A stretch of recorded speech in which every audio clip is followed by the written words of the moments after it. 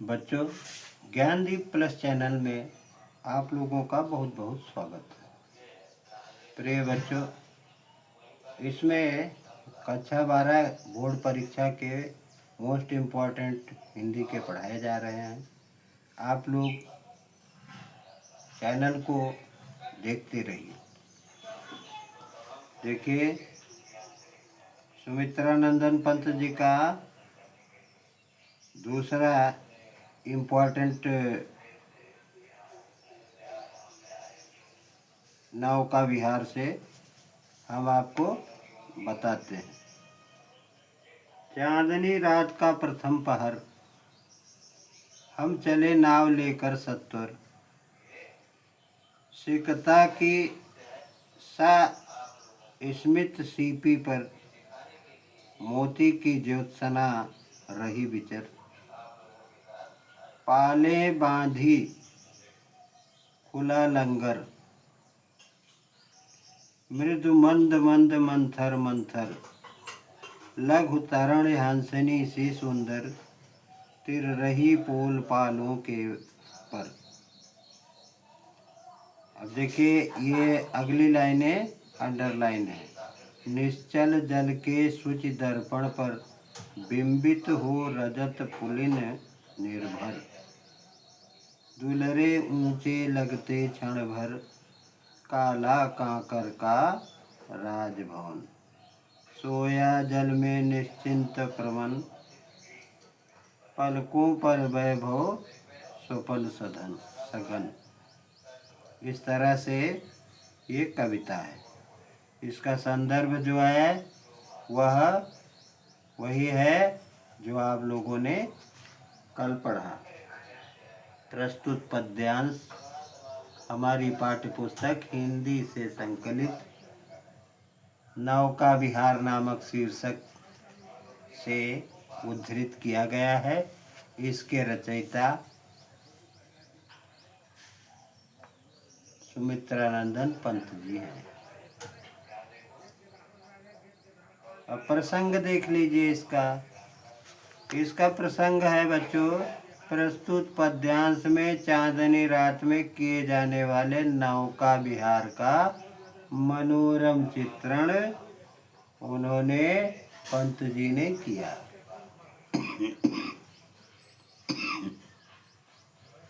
अब हम व्याख्या देखते हैं। चांदनी रात का प्रथम पहर, हम चले नाव लेकर सत्वर, सिकता की सीमित सस्मित सीपी पर, मोती सी ज्योत्सना रही विचर।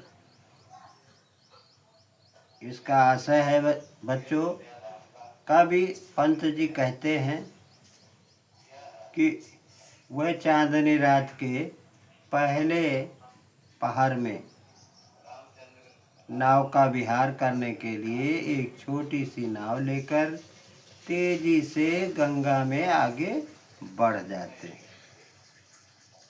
गंगा के तट के सौंदर्य का वर्णन करते हुए कवि कहते हैं कि गंगा का तट ऐसा रम्य लग रहा है मानो खुली पड़ी रेतीली सीपी पर चंद्रमा रूपी मोती की चमक यानी चांदनी भ्रमण कर रही हो।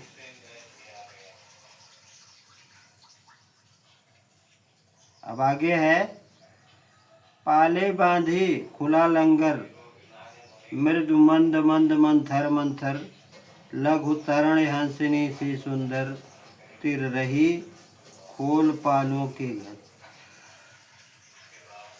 इस तरह से कवि कहता है कि ऐसे सुंदर वातावरण में गंगा में खड़ी नाव को पहले नौका विहार के लिए ऊपर चढ़ाई गई और उन्होंने अपने लंगर उठा लिए हैं। कहने का अभिप्राय है कि एक साथ अनेक नावें नौका विहार के लिए गंगा तट से खुली। लंगर उठाते ही छोटी छोटी नावें पालक रूपी पंख खोलकर सुंदर हंसिनियों के समान धीमी धीमी गति से गंगा में तैरने लगती हैं।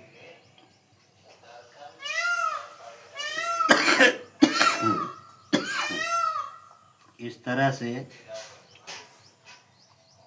निश्चल जल के शुचि दर्पण पर बिंबित हो रजत पुलिन निर्भर दुलरे ऊंचे लगते क्षण भर। काला काकर का राजभवन सोया जल में निश्चिंत प्रमन पलकों पर वैभव स्वप्न सघन। यहाँ से रेखांकित किया गया है कवि का आशय है कि जब गति से गंगा में छोटी छोटी नावें धीरे धीरे सुंदर हंसिनियों के समान तैरने लगी तो गंगा का जल शांत और निश्चल है, जो दर्पण के समान शोभायमान है।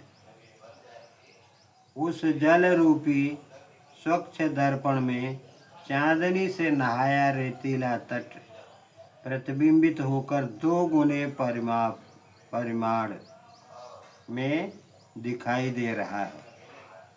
ऐसा लगता है कि इसका परिमाप अत्यधिक बढ़ गया है, यानी 2 गुना हो गया है।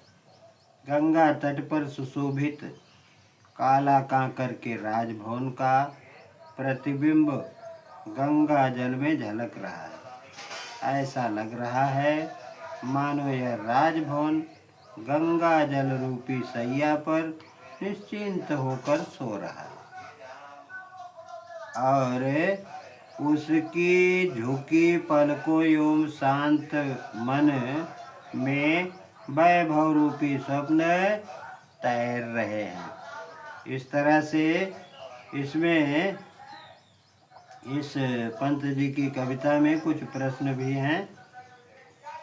यह प्रश्न देख लीजिए जो हमने इसका वो पढ़ा है, 2019 में आया है। ये भावार्थ अंडरलाइन जो किया गया है उसका, निश्चल जल से शुचि दर्पण प्रतिबिंबित हो रजत पुलिन निर्भर दुलरे ऊंचे लगते क्षण भर।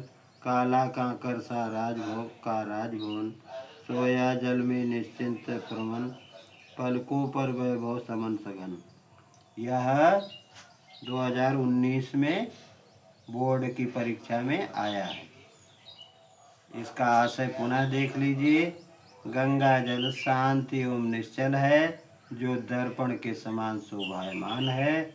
उस जल रूपी स्वच्छ दर्पण में चांदनी से नहाया रेतीला तट अत्यधिक बड़ा प्रतिबिंबित होकर प्रकट हो रहा है, दिखाई दे रहा है। गंगा तट पर सुशोभित काला कांकर के राजभवन का प्रतिबिंब गंगा जल में झलक रहा है। ऐसा लगता है मानो यह राजभवन गंगा रूपी सैया पर निश्चिंत होकर सो रहा है और उसकी झुकी पलकों एवं शांत मन में वैभव रूपी स्वप्न तैर रहे हैं। इस तरह से बच्चों हम आगे बढ़ते हैं।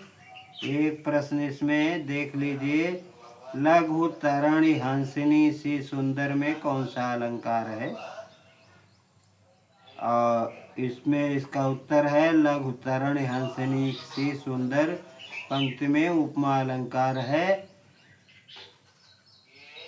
यहाँ उपमेय तरणि को उपमान हंसिनी के समान बताया गया है। इस तरह से बच्चों जहाँ से भी हम चैनल को देख रहे हैं देखते रहिए, चैनल को लाइक कीजिए और मित्रों को शेयर कीजिए ताकि उन्हें भी इसका लाभ मिल सके। इसके बाद चैनल को सब्सक्राइब जरूर कीजिए ताकि सभी लोगों को प्रतिदिन का नया नोटिफिकेशन मिलता रहे। धन्यवाद। बस आज इतना ही।